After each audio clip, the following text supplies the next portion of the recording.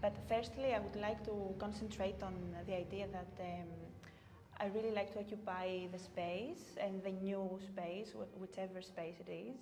And the paintings themselves, they help me occupy and make a space mine, like I become the main person in this place, because the paintings are there to play that role.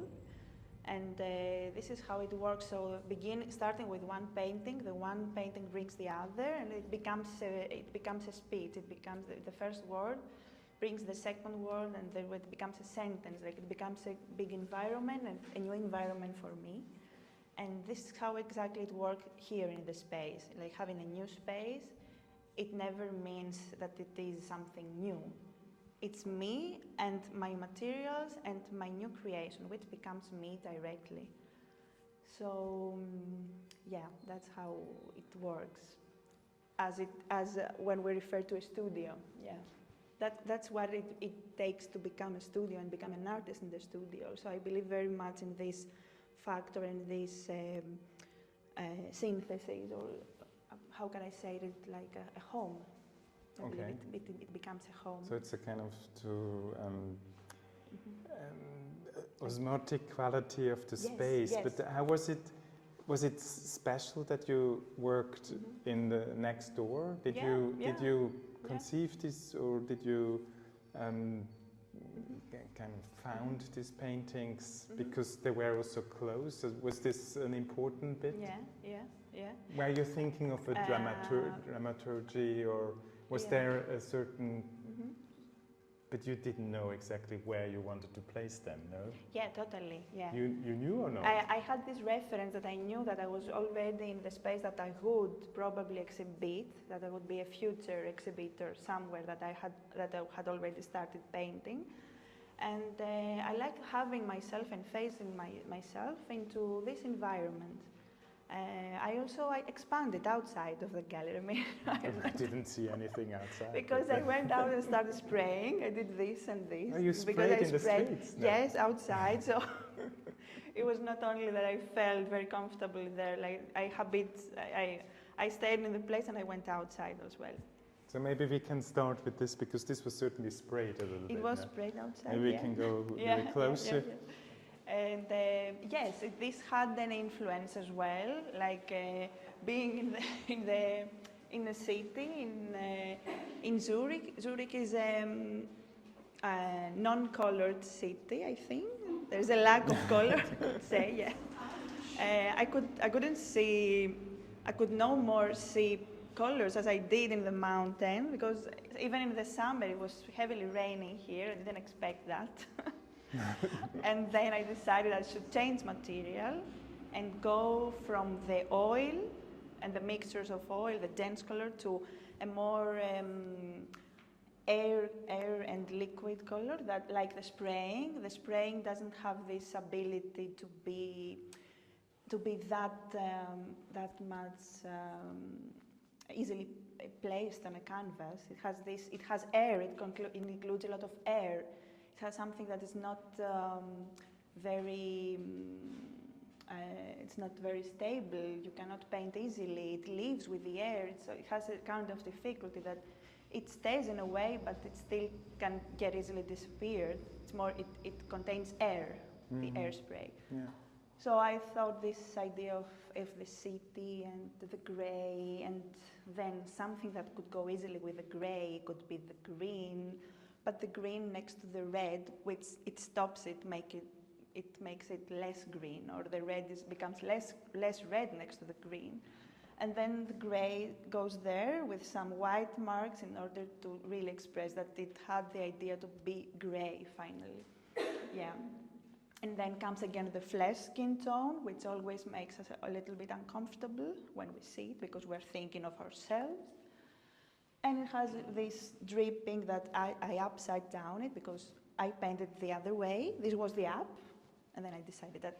And then it looks like, for me, a screen of the car, the white screen, that it has the air and the waters that they live with the velocity. Yeah, so it became something different. It became more representative at the end.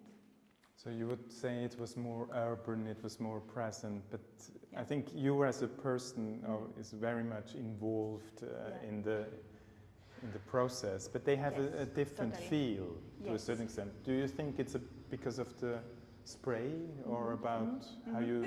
Yeah, Was it a I different believe so. Yeah. practice also as a painter? It was a different practice, a different challenge, I could say. There are little the times that I have used spray, and I have mainly used it in safe environments like in Athens that I know, for example. But yeah, being in a totally different city, new city, yeah, it was quite challenging, the spraying on a canvas or on an oily prepared canvas also, which makes it more difficult. And it creates this sense of the different technique because it is a different material from the ones that I've already been used to use. Maybe you can tell us a little bit about this painting, again made on the floor, I presume. Yes, I started also this piece on the floor, where I had low capacity and space, and yeah, I thought that red was a good idea, and the study of red, I made it mainly for myself. It's a personal thing, this situation, and I wanted to express my brush strokes, my ideas, and use as much as possible all the red I could imagine that could be existent in a red painting, so that I give it just one name, that it is a red thing.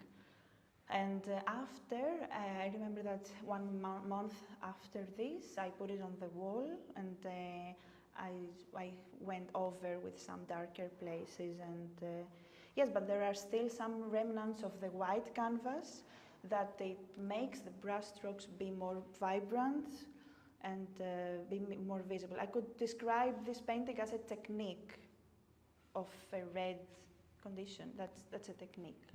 When you look at your paintings later, let's say the Zurich Suite or the works you made in St. Moritz, do you remember what kind of mood you were in? Or what kind of atmosphere was in this when you were painting them? I don't. Well, I think I have this trait as an artist, a characteristic that the mood or the sentiments or the ideas or the biomass, they never influence me in a bad way or in a negative way. This, whatever happens, creates me the field of creation. It makes me become more artist, as I could say, and really develop and create things. It makes me creative and makes me think, and gives me more energy to go through different paths. But in a way, there is a life outside of the studio and there is a life inside. This is a little bit the kind of division you made. I have to and when you're in the studio, you're really completely focused on the paintings you're doing. Yeah, I have to separate it, even in my mind or in reality, because I've seen that life outside of the studio is a total different concept, and life in the studio becomes another part. It becomes an artist, and the artist is an animal. It is like, how did they say it in the phobism, like a beast. So yeah, I think so. Because outside we have the logic. We use our brain, and we become people. Okay, we become humans, as we could say in Greek, anthropos anyway, but it has a meaning, it has a strong meaning, this word. In Greek it means something more than the logical species. So when we become the artist, we turn to be more animals, yeah? Direct? Yeah, I think. Okay, thank you very much, Eleni. I would like to open the discussion.